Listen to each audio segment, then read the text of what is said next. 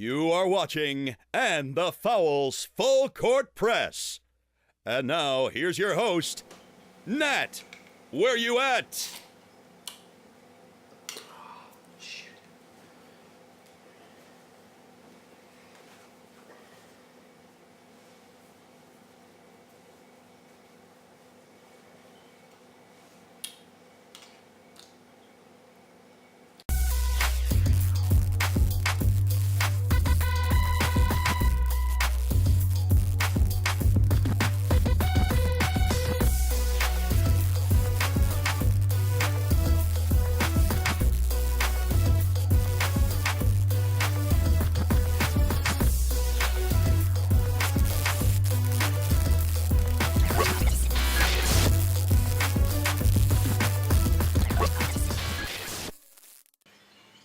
Welcome to episode 4 of AndTheFoul.net video podcast. So I'm catching up with Wollongong Hawks import Adris Deleon.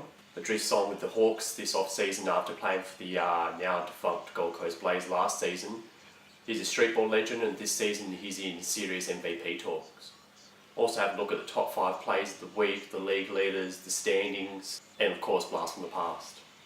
Tried to get the 3 to go, couldn't. Look at Deleon race down the court. He's got some speed, exciting stuff. Great pass underneath the basket to Gruber. How did he do that? Down to 2 seconds on the shot clock here, Deleon. Have to be creative, and he is. Alright, so after the Blaze last year, after you finished with them, what did you get up to in the off-season before you came over to Wollongong? In my off-season, what I did was, after the season was over with Gold Coast, I came and went. I tried to experience Australia all over, trying to see the country, see how it is. I loved it. I went to Byron Bay. I went to Sydney, Melbourne, stuff like that before going home. Then after that, I just rested a little bit, went back to my country, to the Dominican Republic, and play out there. I won the championship. I won a championship out there. Then I just worked hard with Nike. And then Nike had like a traveling team that we went overseas. We went to DC.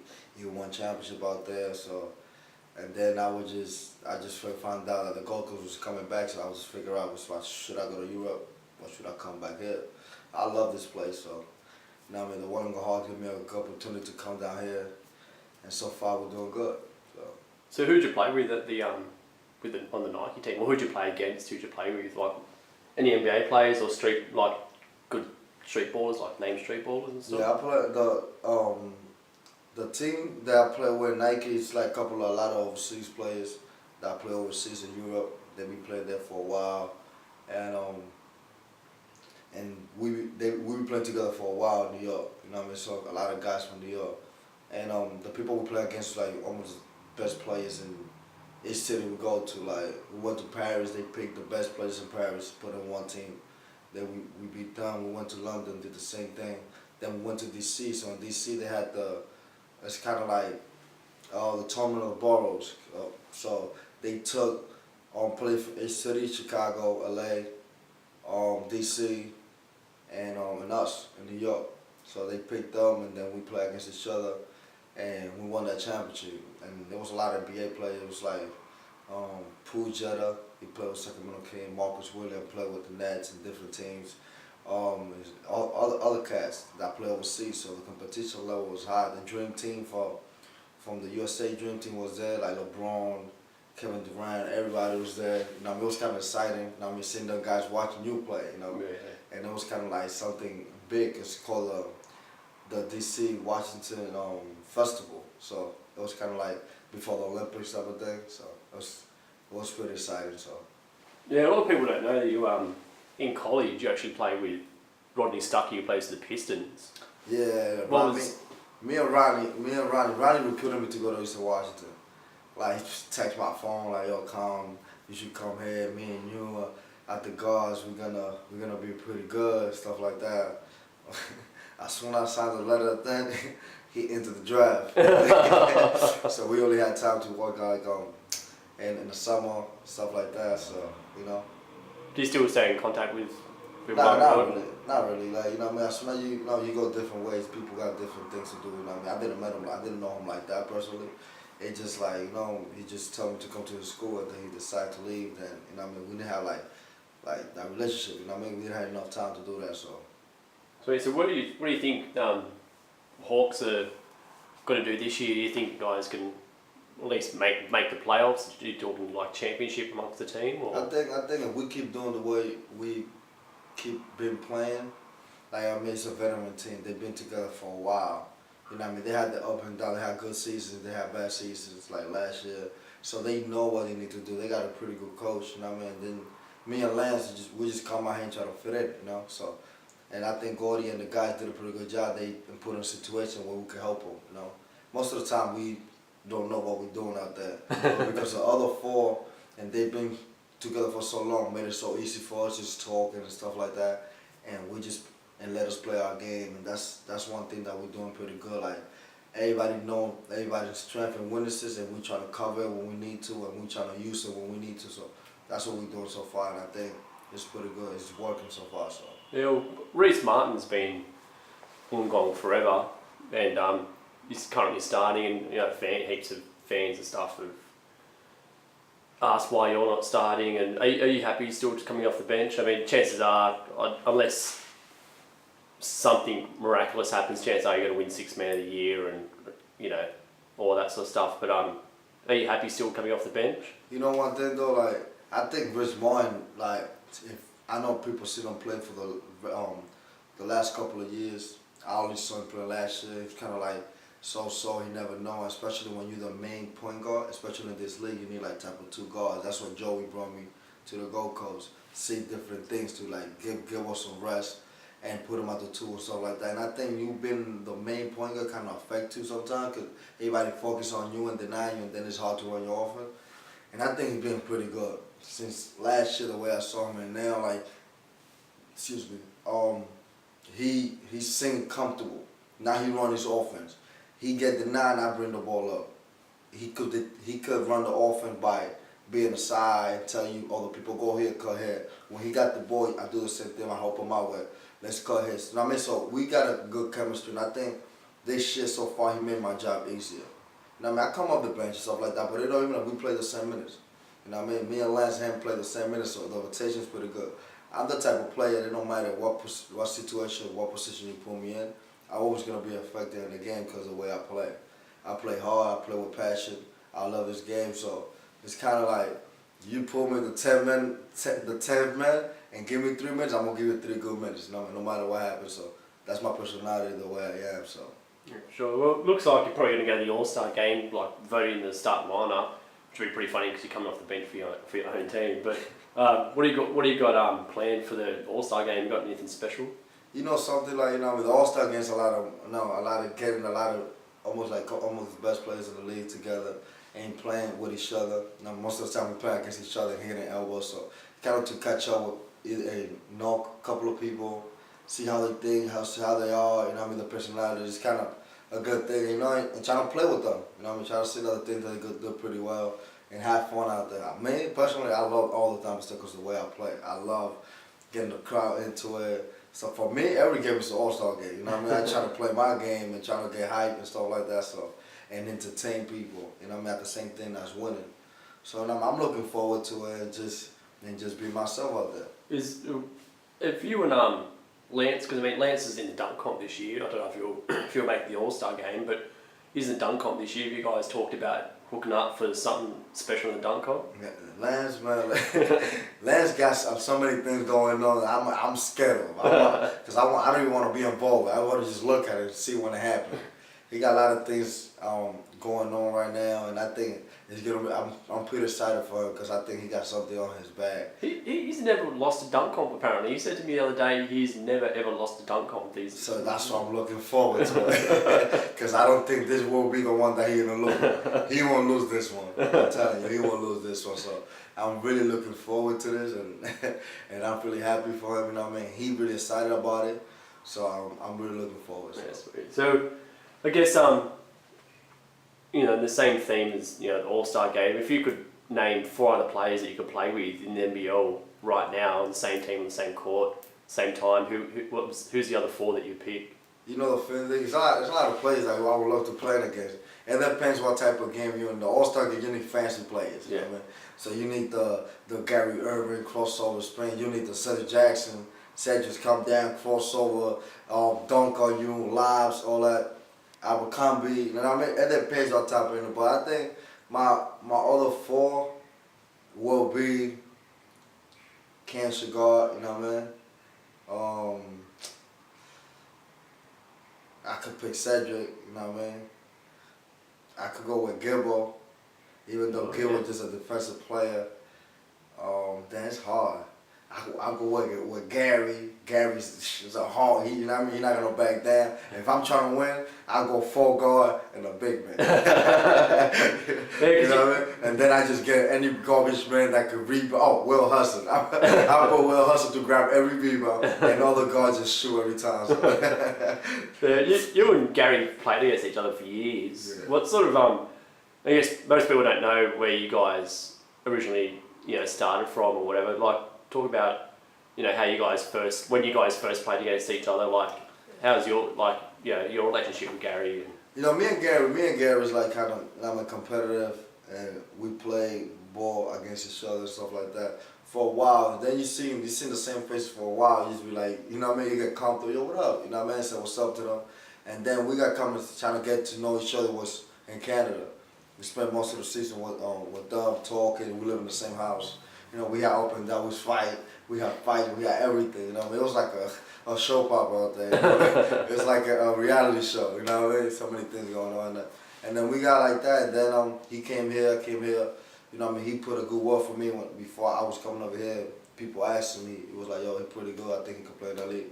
He did that, and I picture him in for that. And you know what I mean? We from the same town. You know what I mean? We the type of person like in New York, it's like if you from New York and I'm from New York, or if you from the States and we far from home, I feel like I've been knowing you for a while, you know what I mean? Because we feel like we the only thing that I have, you know what I mean? Like me and Lance, I just met Lance a couple of months ago, and I feel like I know Lance for like 10 years, you know what I mean? We the only thing, you know what I mean? He's from America, I'm from out there, and we got that chemistry, so.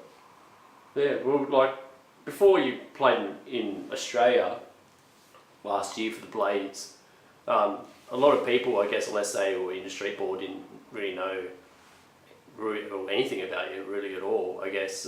Where'd you go after East Washington, and between there and the Blades? Like, I know you played in Canada and overseas and stuff a bit. Like, where else did you play? It was like my whole career of basketball was being like I've been underdog. You know what I mean? It's like kind of, oh, he good, but you know what I mean? He gonna be pretty good to do this or do that. He not that good because he need this, or that. Or the way he play, I don't like it, you know what I mean? It's like, the thing about me is like, coaches, and I tell every coach that I play with, like, you gonna like me or you gonna hate me. You never gonna be like, oh, it's in between. You never gonna be in between with me. It's like, you're gonna like me or you're gonna hate me. Which one is it? And I think for my whole career being like that, you know what I mean? People love me, people hate me. It's never in the middle, you know? So I think I grind myself out, I work hard for everything I have, you know what I mean? I play AAU basketball. I never played high school basketball, so my high school thing was AAU, playing traveling. So I went into that, and I followed that. You know what I mean? Then I took a GD, went to college after Eastern Washington. It was kind of rough because I had a bad senior year. I had a pretty good junior year, but I had a bad senior year. I got suspended for a couple of games, and then it's kind of bad after that. And I just had to grind it out. You know, I was gonna do a Globetrotters. Oh, really? Yeah, I had a contract with the Globetrotters on my hand. But I was like, yo, I'm not going to become a clown. I can't do that, you know? Even though I respect everything to do with the Globetrotters, like a big organization, been there from the 60s. And I respect that, you know, I respect the people that do that. But I think I was too competitive. Like, my game's kind of competitive. I like to score. I like to enjoy, you know what I mean? So I think I want to go the other route and be a pro. So I went to Canada. I went to Canada to play with the Halifax Ravens. Then after that, I went to my country, won a championship. Then after that, I went to Spain. And then I got here, you know, man. And then I ain't going back, though. I'm staying here. Hopefully I can stay in Australia, man. You might see me with a little, you know what I mean, hey, or say mate a couple of times. I just love it here, man. So. Yeah, when I was talking to Lance the other day, Lance Hurdle, and he was saying that, because I was talking to him, this off camera and stuff, that he, about certain players he thinks he can make it in the NBA.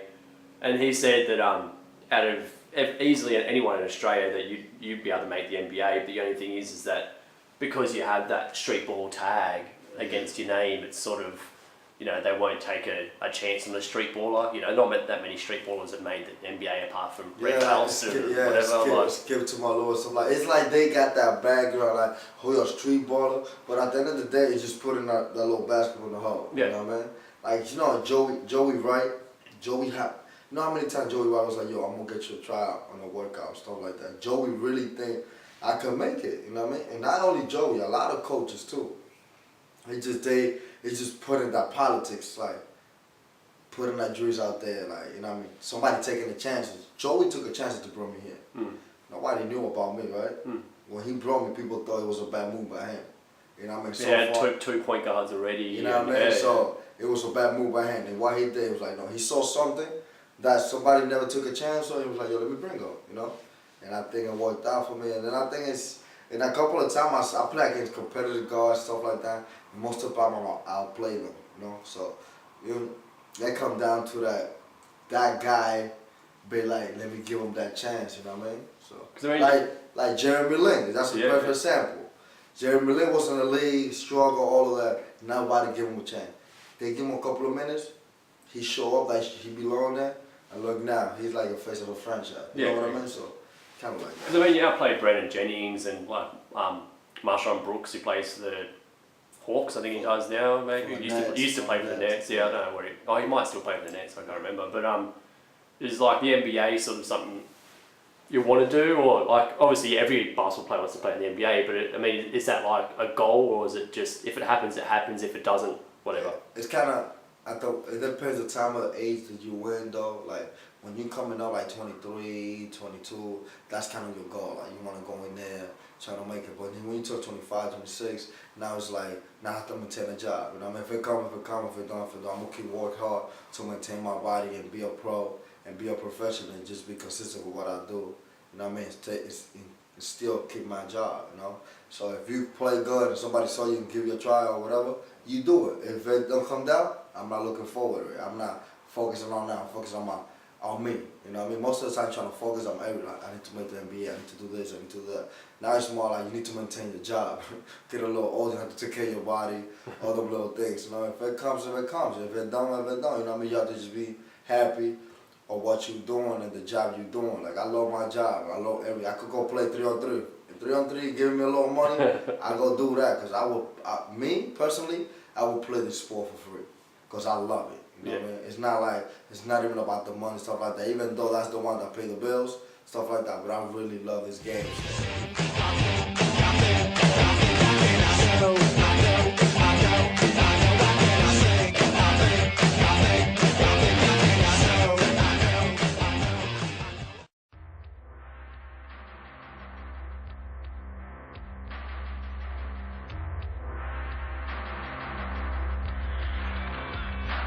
You got no business in my business. What you don't know might hurt you. Open you up like it was Christmas. Backstage is laced, booze most definitely. Poison's a fluid. Move with the weaponry of pride in the 70s. Loud mouth loud, the man stands out. Shoot off from the mouth, straight from the lip. Straight with the fish, straight with the drink. Straight up when I'm kicking this shit. They put this piss weak crap on a pedestal. Cupcake bullshit. Sounds fucking pitiful. Time to get rid of you. Wipe the slate, bedroom rappers, erase the MySpace. Time to kill, like I got time to waste. Time thief, like I got time to take. Clock you in the grill, I got time to make. Any time of night, you won't get that time of day. You're not built for this. Silverback, have attack, move in, move up, move that, move back, stand clear. Slow men talking, know your place, keep the bullshit walking. You're not built for this. Silverback, have attack, move in, move up, move out, move back, stand clear. Slow men talking, know your place, keep the bullshit walking. This is what you. This week's Blast and Pass comes from Game 1 of the 1994 NBL Finals, the North Melbourne Giants versus the Adelaide 36ers. This is one of the most exciting finishes to an NBL game ever. Of course, the North Melbourne Giants ended up taking the championship that year. For any more information on the North Melbourne Giants or anything NBL history related, just visit nblwiki.com. Now Ma gets past McDonald. Back outside, Rose for three. Oh! Robert Rose, no doubt about him, he will go down fighting. He's up to 18 and it's back to 11. Plenty of time. At that time, Rees. Let me say, there's still plenty of time. It's a 12-point deficit now. But 4 minutes, as those fans at home who've watched many games. Great pass. Rudy, finally, underneath. And Robert Rose is going berserk at Brett Maher. And Maher straight away is replaced. Robert Rose not too pleased with his teammate, Dean Templeton. Well, that's not a good sign, even though there was no help. Rose may well be right. It's frustrating, but it's not good to see that happening because it just doesn't give you a good feeling. As Rose is trying to do it all himself. At the moment he is, he's up to 21. This is an extraordinary performance from Robert Rose, single-handedly keeping his team in the game. Back to 11.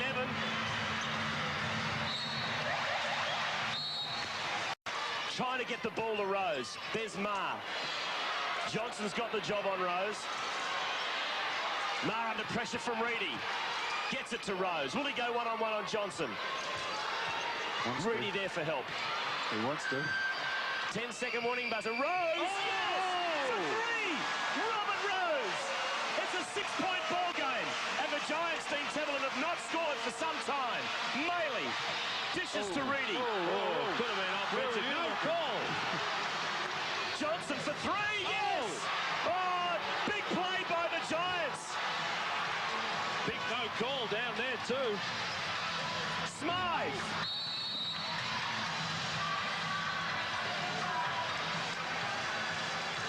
So you got to take a hat off to that man, Robert Rose.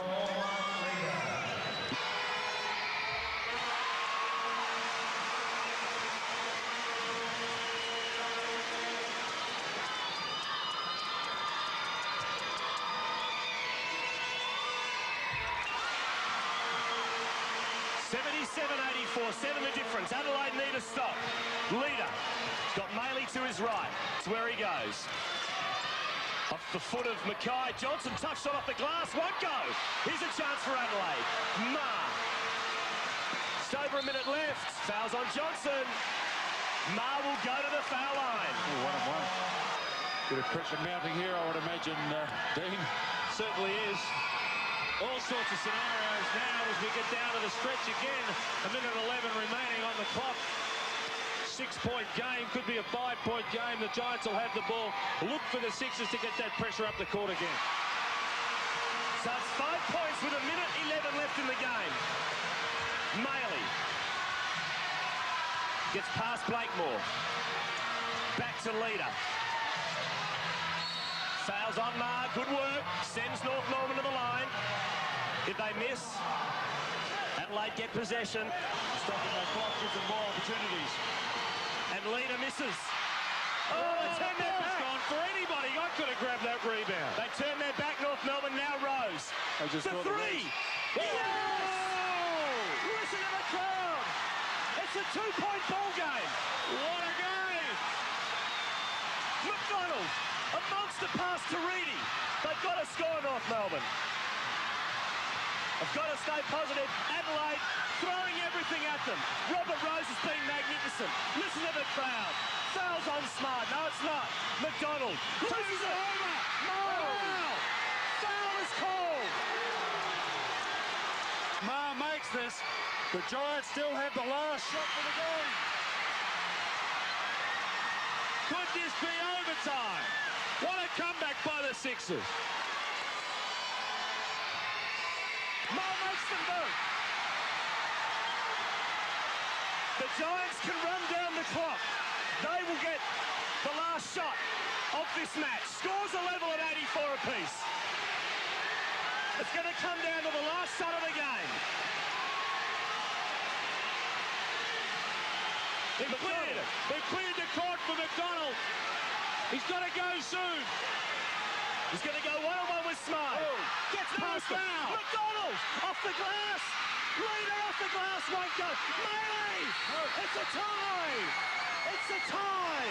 And we're into overtime.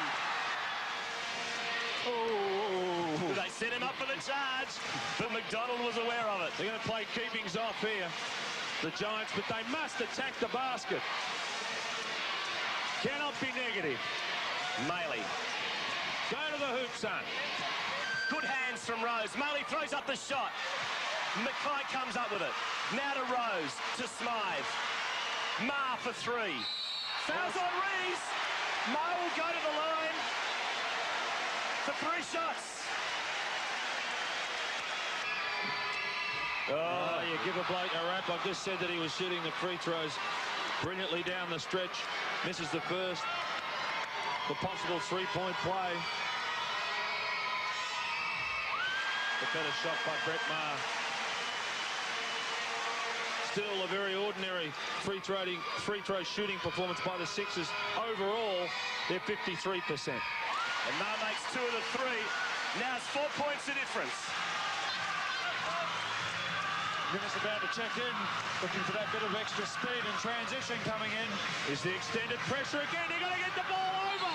Yes. No! They have 10 seconds to get it into the front court, and that is a violation, and the Sixers come up with the ball. So pressure starting to tell. He must have thought he had it won with about 2 minutes to go in normal time. And then again with about 2 minutes to go, thought, well, surely not this time, but Adelaide just got to take your hat off to them. They've been sensational. They will not say die. They've got 5 guards on the court. They have 5 guards on the floor for an offensive set, then they'll switch for the defense. An amazing coaching rule. Rose drives. Stick with the ball by Leader. And that's a foul on Leader. It's 4 points the difference. Johnson comes in for Rees. Oh, that's interesting. Thought he might have kept the tool man out there for the foul shots. Yep. Anyway. He's going for that quicker lineup to handle the press. The Sixers are going to put on.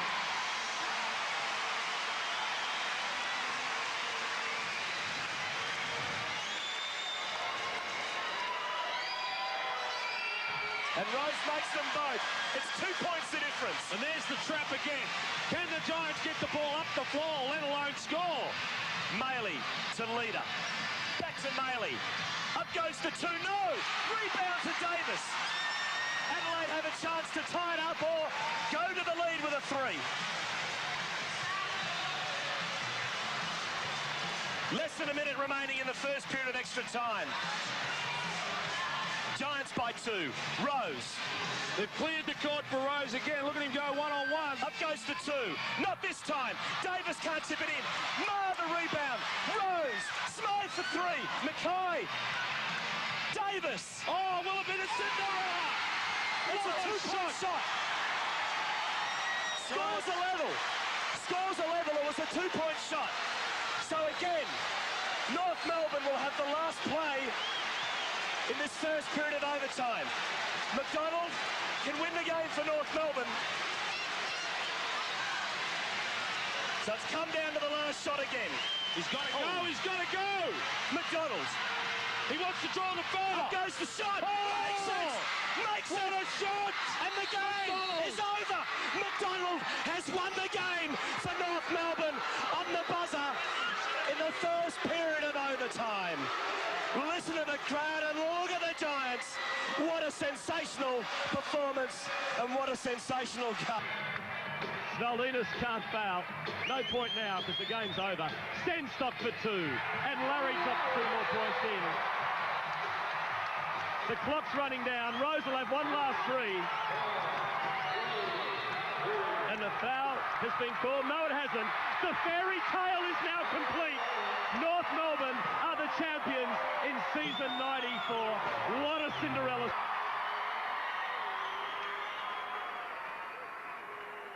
To receive the Mitsubishi Challenge Trophy and the Dr. John Rasky Perpetual Trophy.